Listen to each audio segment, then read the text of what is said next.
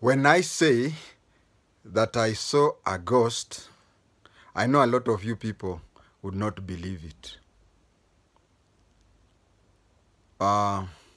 Even those who trust me, I know a lot of people do trust me, and so they'll say, even though we trust him, but we find it hard to believe that you saw a ghost. But it really happened, and it is also related to why my mother is buried elsewhere. Let me tell you how we saw some ghosts, and then I will explain other things in full detail.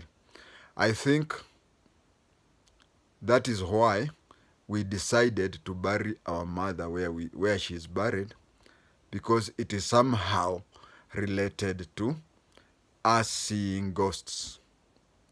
But let me start with how we saw the ghosts, and then later I will now come to the relationship on other issues. It was towards the end of my standard 4 that we had harvested maize, and those days we used to collect all the maize stalk together and burn them. Though the Kikuyus call it mwaki wa mafefe. Mwaki wa mafefe it means that taking those husks of the maize and burning them. And it is also a Kikuyu proverb talking about fire that is fierce and it burns quickly, but it doesn't stay for long. So we had harvested, and in the evening we would burn them. And there is a certain place where it was burning. Then we looked towards that direction, and we saw several people who were surrounding that fire. They were surrounding that fire, and it was like they were warming themselves. My mother looked at them and told us that if our father would come and find those people, he would beat them up. So she requested us to go and tell those people, to request those people to leave before my father came. My father was working in northeastern province in Wajir, but my father had a habit of, and you know those days we didn't even have mobile phone or anything, but even if we had the snail press, the snail post, my father never informed my mother whenever he used to come. He would just come abruptly. So she felt that if he were to come around 10 or 11 in the evening and find those people, he would beat them up. He was a harsh policeman. So we left, and as we were going towards where the fire was, you know, the maize, when you cut them in a slanting way, and they leave a protruding thing. If you are not careful, especially if you are walking barefooted or you are walking in slippers, it can cut your leg. So we went towards where we went towards where the fire was, and we were looking down so as not to cut our legs. Upon reaching where the fire was, we found that nobody was there. Then we concluded that since we were going towards that place and talking, we concluded that the intruders must have heard us coming and they left. So we went back home, our mission being completed. Ours was to tell them to go away before my father came. And now, since they had seen us coming and they had gone, our mission was complete. So when we decided that, we went back home. Upon reaching the compound, looking back, we saw the same people in the same formation. There were 4 or 5. If I can remember today, I think there were 4 or 5 people. Then my mother looked at the 4 or 5 people and she recognized one of them. She turned to us and said, "Isn't that Shemeji Tondo? Isn't that Shemeji Tondo?" A standard 4 kid, I could not know who Tondo was, but Tondo was my father's step-brother.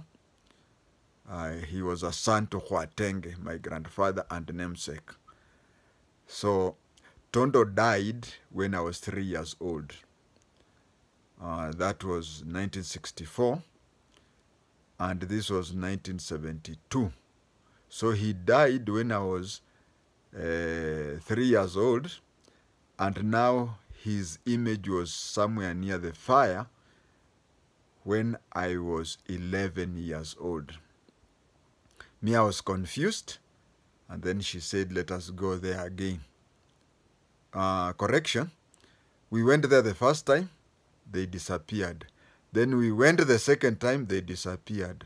So when she looked at those 5 people, after the second visit, not the first visit, is when she noticed that among the 5 people was one Uncle Tondo.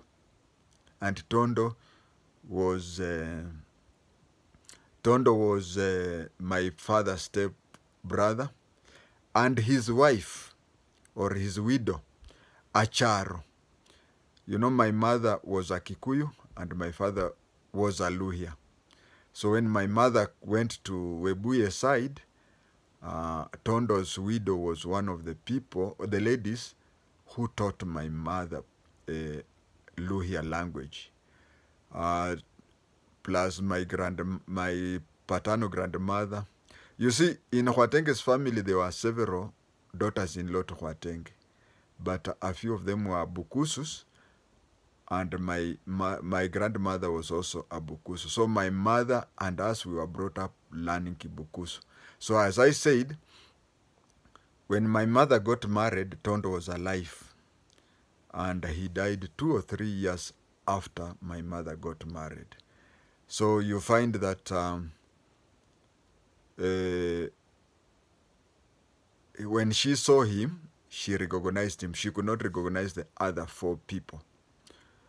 And when she said so, I can't remember how we slept that day, but then that is what happened. We later came to learn that at that particular spot, or around roughly that place, is where Tondo's mother was buried. Tondo's mother, where the Mwakiwa Mafefe was being burnt, is the approximate area where Tondo's mother had been buried. And Tondo, before he died, he had, when my grandfather KHWATENGE was alive, Tondo used to sell land and cattle. So whenever my grandmother, who was Tondo's stepmother, could complain, my grandfather and namesake KHWATENGE would tell her, "You are complaining about ng'ombe. My kids are the owners of this ng'ombe, and you are a ng'ombe like those cows, because when you came here, I had to surrender cows." That is why I even told the family of my daughter that that degradation of women makes me hate dowry. You see, my grandfather would talk to my grandmother saying that she was just a cow like any other cow, because for her to come into our family, he had to surrender a number of cows. So people kept quiet, but when KHWATENGE died, land was being distributed and cattle were being distributed. So Tondo was told that the cows that you had sold accounts for the cows that you are to be given. And he was also told that the land you are to be given, so he sold land in a certain eastern side of the Shamba. So if he was to get so many acres, it included the number of the land that he had sold. And then he used a system where he was saying that he was requesting that his his land be extended to include his mother's grave. It was a legal way of wanting to expand his land, but he was ignored. And his mother was buried in a land that was given to my father. So when he died, he started appearing as a ghost, and I saw that. He started appearing as a ghost at the approximate area that his mother's land is. I mean, his mother's grave was. And then that thing affected my mother. My mother came, and at one time they differed with my father. So she went back to her home.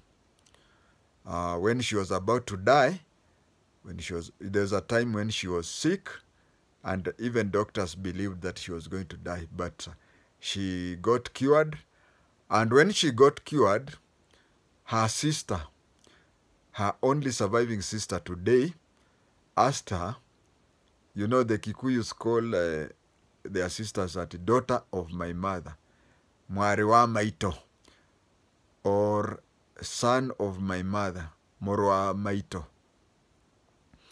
So she asked my mother that the daughter of my mother, you are about to die. Why can't we?